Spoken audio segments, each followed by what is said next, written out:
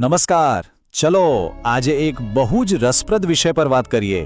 આપણા આધુનિક જીવનમાં તણાવ અને દબાણ તો હોય જ છે, ખરું ને?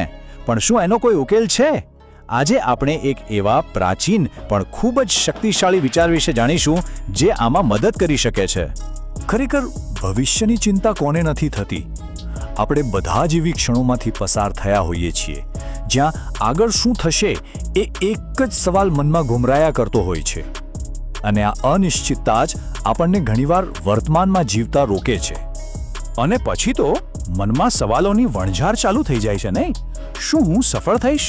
લોકો મારા વિશે શું વિચારશે? આવા પ્રશ્નો આપણા મગજમાં સતત ચાલ્યા કરે છે. અને આ સવાલોનો સિલસિલો અટકતો જ નથી.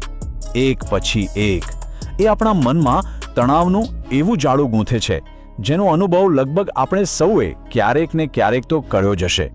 અને બસ આ જ ચિંતાનું ચક્ર આપણને એક જગ્યાએ જકડી રાખે છે. આને આપણે કહી શકીએ પરિણામનો ફંદો. એક એવી જાળ જે આપણને વર્તમાન ક્ષણમાં પૂરી રીતે જીવવા નથી દેતી કે આપણું કામ કરવા નથી દેતી. તો સવાલ એ છે કે આ આધુનિક સમસ્યામાંથી બહાર નીકળવાનો કોઈ રસ્તો છે ખરો? નવાઈની વાત એ છે કે આનો જવાબ હજારો વર્ષ જૂના જ્ઞાનમાં છુપાયેલો છે. ચાલો ભગવદ્ ગીતાના એક ખૂબ જ પ્રખ્યાત શ્લોકથી આને સમજવાની કોશિશ કરીએ.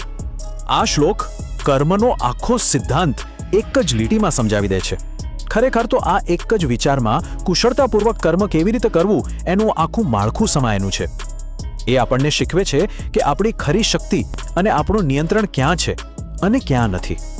ઓકે, તો ચલો આને જરા વધુ ઊંડાણથી સમજીએ. આ એક શ્લોક આપણને જીવન જીવવા માટે 4 સ્પષ્ટ નિયમો આપે છે જે એક સંપૂર્ણ જીવનશૈલીનો પાયો બની શકે છે. જુઓ, આ સ્લાઇડ આખા દર્શનને 4 સરળ પગલામાં વહેંચી દે છે. પહેલું, કર્મ કરવાનો આપણો અધિકાર છે. બીજું, એના પરિણામ પર આપણો કોઈ જ અધિકાર નથી. ત્રીજું, પરિણામને ક્યારેય કર્મ કરવાનો હેતુ ન બનાવવો. અને ચોથું, જે બહુ મહત્વનું છે, કર્મ ન કરવામાં એટલે કે નિષ્ક્રિયતામાં પણ આસક્ત ન થવું. બસ આ 4 નિયમો જ કર્મયોગનો મૂળભૂત સાર છે. અને ખબર છે, આ દર્શન અનુસાર નવા કાર્યો પસંદ કરવાની આ જે સ્વતંત્રતા છે ને, એ જ માનવ જીવનને બીજા બધા જીવોથી અલગ પાડે છે. આ ફક્ત એક નાનકડી વિશેષતા નથી, પણ એક બહુ મોટી જવાબદારી અને એક અનોખી તક પણ છે. આ સ્લાઇડ આ તફાવતને એકદમ સ્પષ્ટ રીતે સમજાવે છે. જુઓ, એક તરફ છે પશુપત, જેને ભોગ કહેવાય, જ્યાં બીજા જેવો ફક્ત પોતાના ભૂતકાળના કર્મોના પરિણામો ભોગવે છે. અને બીજી તરફ છે માનવપત, એટલે કે કર્મ, જ્યાં મનુષ્ય પાસે પુરુષાર્થ કરવાની એટલે કે નવા સભાન પ્રયત્નો કરવાની અનોખી ક્ષમતા છે. અને આ જ આપણી સાચી સુપરપાવર છે.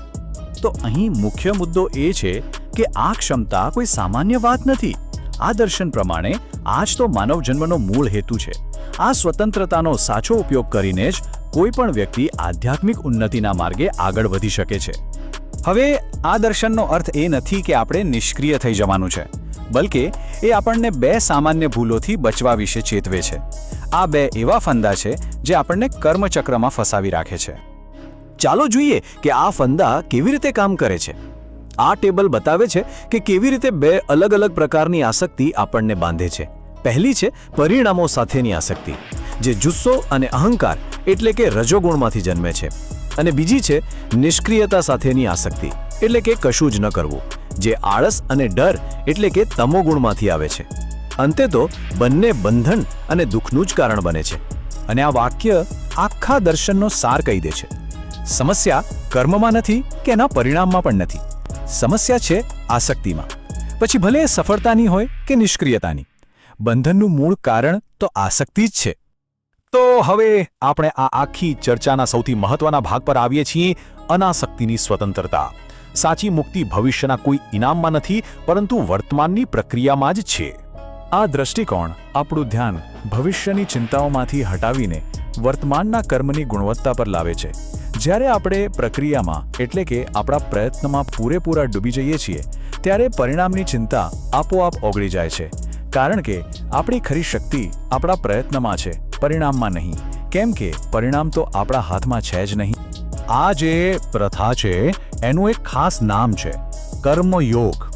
કર્મયોગ એટલે પરિણામોની કોઈ પણ જાતની આસક્તિ વગર પૂરી કુશળતા અને નિષ્ઠાથી પોતાનું કર્તવ્ય બજાવવાની આધ્યાત્મિક પ્રથા. એમ સમજો કે તે સેવા તરીકે કરવામાં આવેલું કર્મ છે. અને અંતમાં અમે તમને આ એક સવાલ સાથે વિચારવા માટે છોડીએ છીએ. જરા વિચારો, જો પરિણામની સહેજ પણ ચિંતા ન હોય, જો કોઈ પણ જાતનો ડર ન હોય, તો એવું કયું મહાન કાર્ય છે જે તમે કરશો? આ પ્રાચીન જ્ઞાનને જીવનમાં કેવી રીતે ઉતારી શકાય એના પર જરૂર વિચારજો. આભાર.